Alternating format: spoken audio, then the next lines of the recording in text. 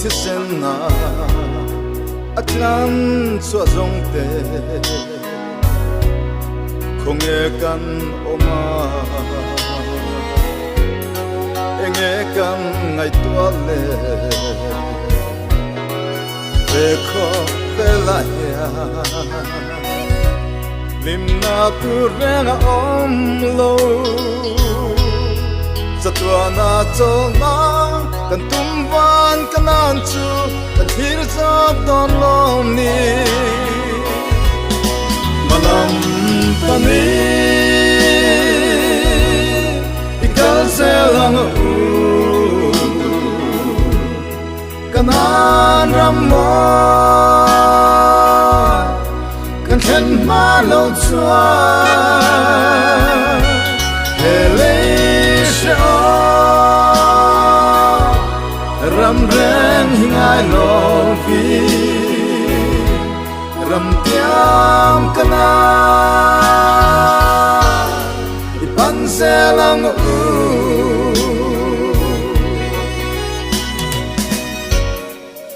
Israel faten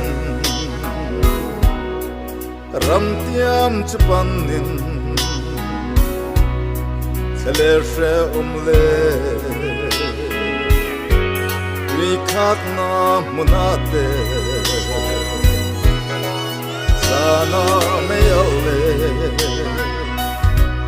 Tuna tsunding inashwa Anyang in lalpan et hove klera atlan sa te ashwa Manam tani ikal zel ang kanan ramon kan khen ma lo chua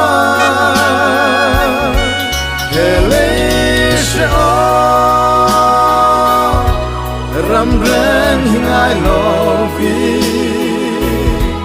ram tiam kana ipan selang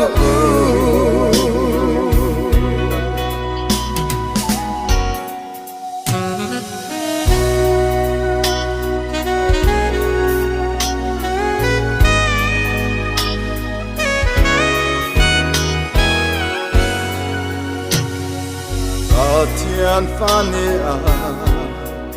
in charing tu te in en fiang u rinna kan ommen tu po kharava aswaya piang te chu pathian fa anni Karau soy piang ten sa tuan ram man chang na manam pani ikal zel ang kanan rammo kan khen ma lo chua hele sha ram ren hingai lo vi ram tiam kana ipan selang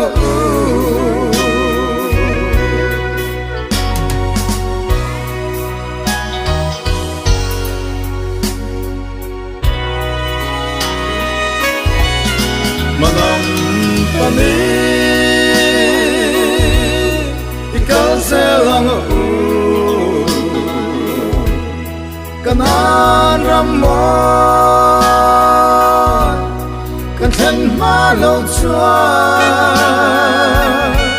hele sha ram ren hingai lo vi ram tiam kana ipan selang ram tiam kana ipan selang